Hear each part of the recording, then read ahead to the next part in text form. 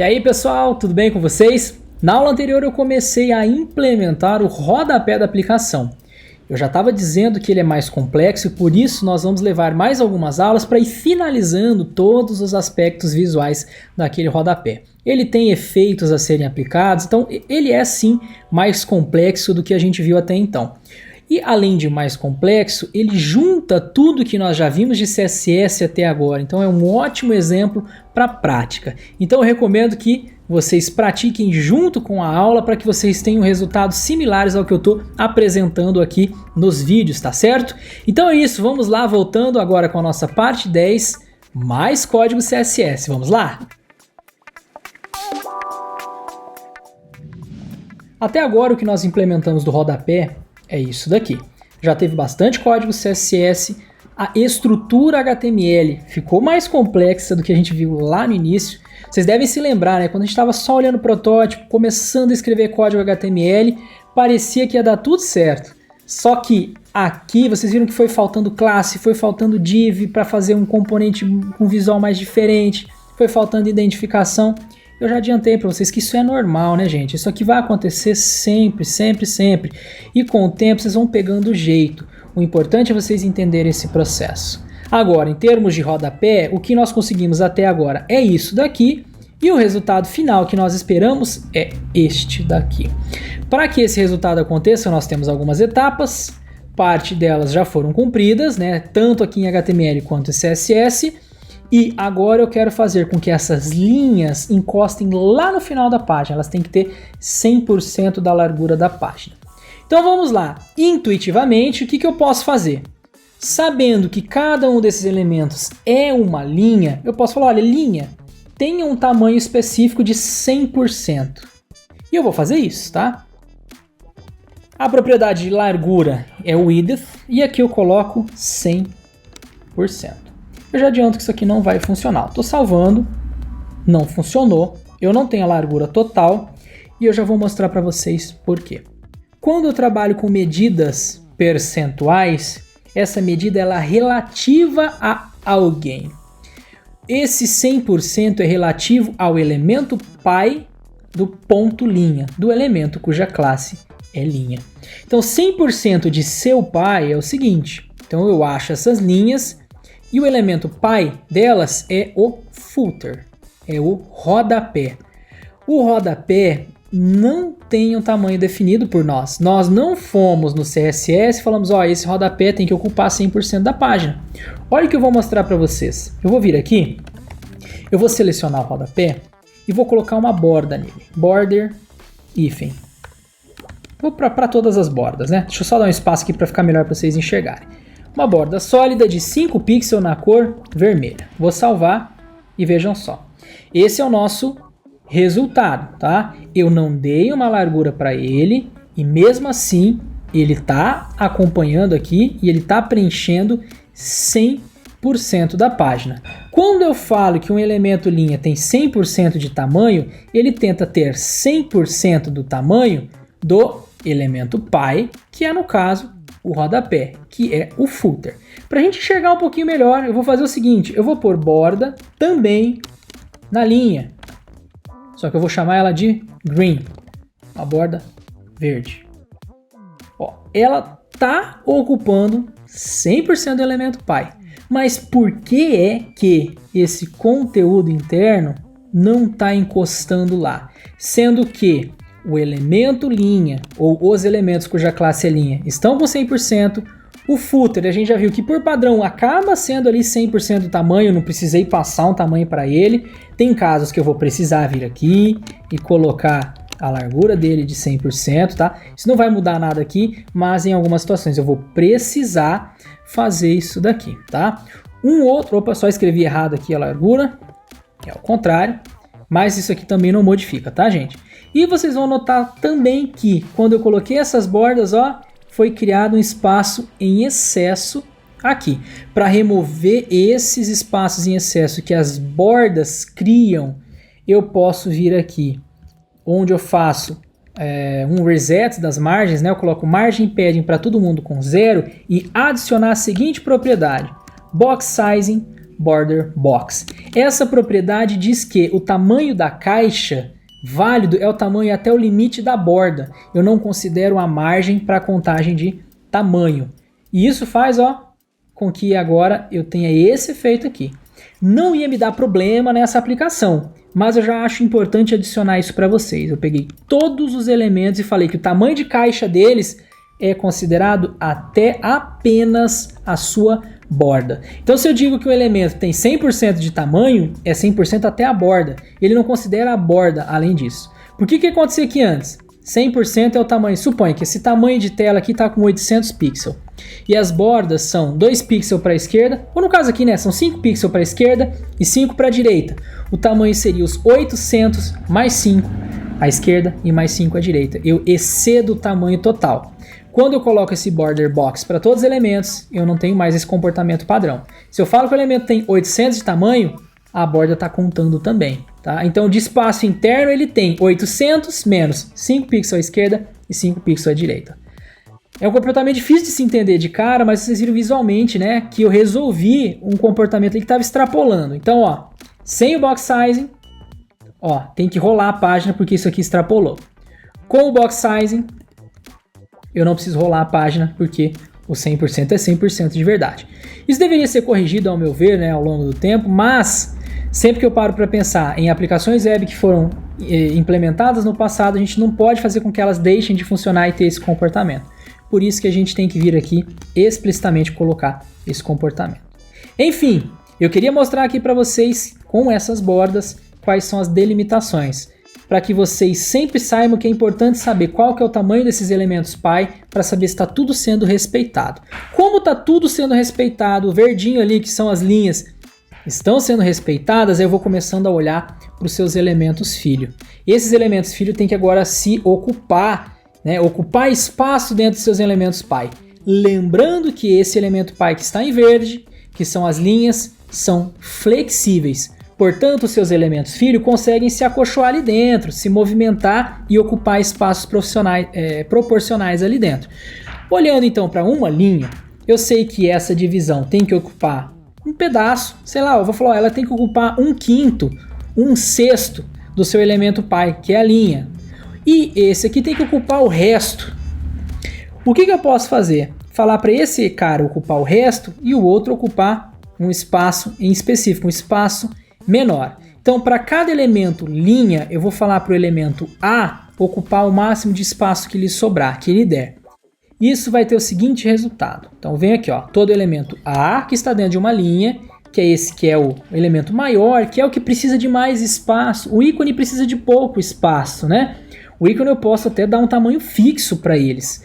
E o resto aqui precisa se acolchoar e acompanhar até chegar no final.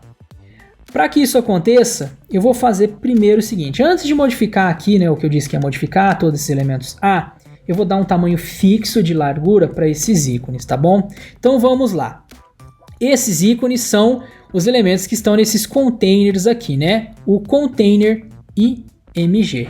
Então eu pego ele aqui, eu sabia que em algum momento eu ia precisar, são classes, e eu vou dar um tamanho para eles, tá?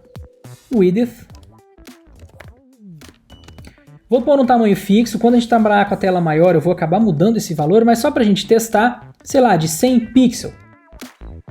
Vamos ver que tamanho que fica. Ó. Ficou muito grande, né? Eu posso pôr percentual também, né? Falar que aqui ó, 15% do tamanho. Ó. O 15% foi muito, vamos pôr 10%. Foi pouco, vamos deixar no 15%, né? Depois que eu colocar o arejamento aí a gente vê o que vai acontecer. Então tá lá, eu dei um tamanho fixo para todos eles. O ícone ainda não está centralizado, não vou fazer isso agora. E agora ficou sobrando ó, o endereço, o telefone, o e-mail, né, o site, para eles ocuparem o resto. Agora sim vem o que eu tinha dito agora, pouco atrás, né, que eu ia fazer. A propriedade que faz com que esse elemento preencha todo o espaço que lhe resta é a propriedade flex com o valor 1. Quando eu coloco flex 1, ó, notem que todos esses elementos aqui ocuparam o espaço que restava. Esse flex 1, então, é na verdade uma medida de proporção.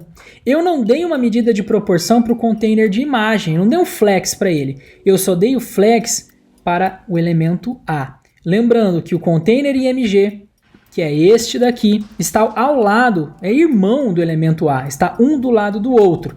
Eu falei para o irmão maior pegar tudo. Falei, ó, irmão maior, que é o elemento A, flex 1 para você, pega tudo que lhe resta. Eu poderia, ao invés de dar essa largura aqui explicitamente de 15%, também trabalhar com o flex aqui. Se eu coloco flex 1, eu já estou dividindo o espaço para os irmãos. Ó, um irmão ocupa metade, o outro irmão ocupa a outra metade. Antes eu trabalhei com um comportamento mais egoísta. Eu falei para um dos irmãos, ó, ocupa o espaço que lhe resta. O teu outro irmão já tem o espaço definido dele, agora ocupa o que te resta. E aqui eu posso fazer assim, ó. Uma porção de espaço para esse, 5 porções de espaço para o outro. Então eu faço aqui uma proporção de 1 para 6, né? Então 5 espaços para um espaço para o outro. Eu posso ir trabalhando aqui com 1 espaço para esse, 6 para esse. Então estou dividindo em 7 espaços. Aí eu tenho esse comportamento, que parece que vai ficar bacana, que vai ser adequado. Então vou deixar esse valor e depois a gente pode ir testando, né? Pode ir brincando com esses valores. Aqui aparentemente está até um pouquinho mais, depois a gente revisita esse valor e tenta alterar. Beleza, então já coloquei um do lado do outro, já fiz com que esse elemento que tem mais espaço ocupe espaço proporcional a seu irmão.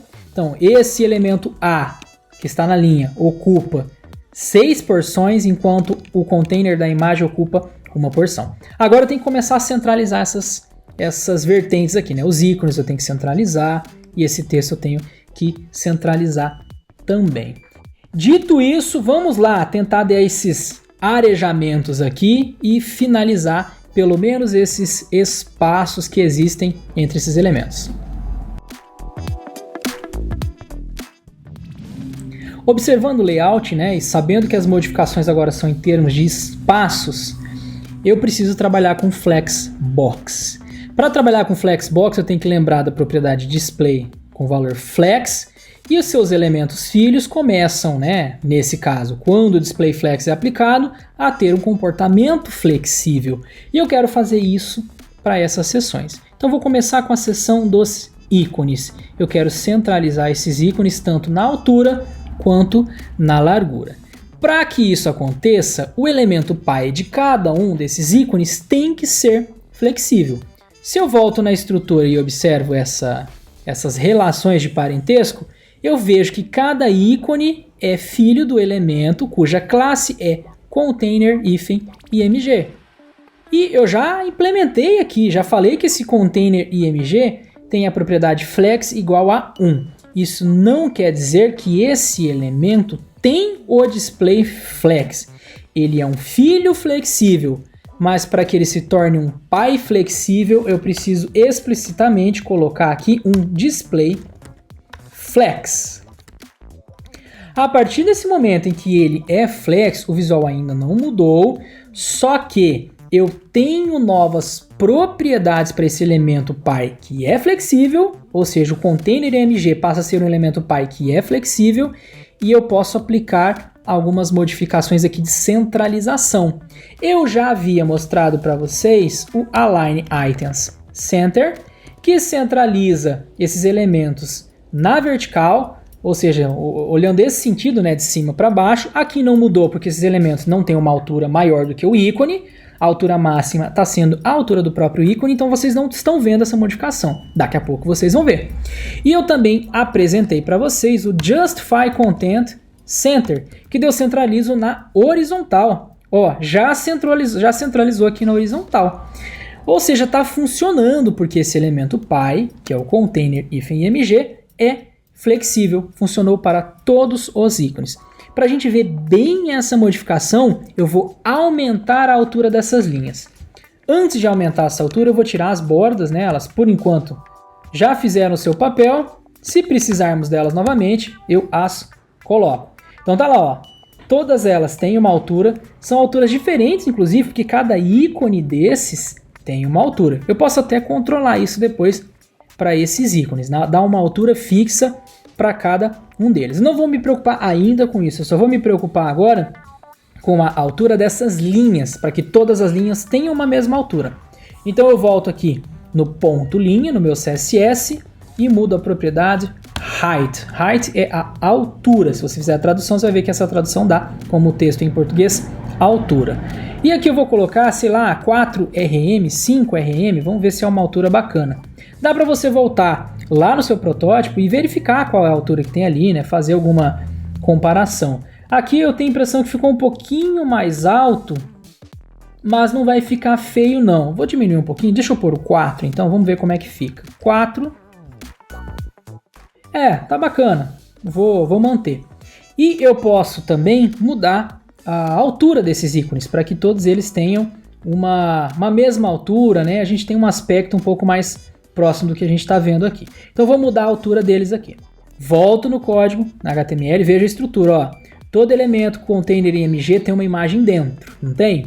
Então eu faço o seguinte, eu seleciono esses elementos e dentro deles eu pego um descendente lá do tipo IMG.